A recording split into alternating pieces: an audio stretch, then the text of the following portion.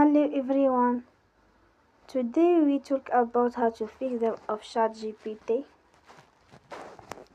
Here we go to settings.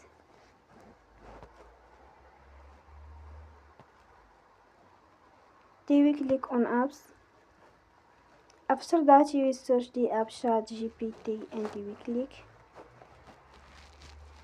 Then you will on force stop. After that you will go to storage. Then we click on clear cache.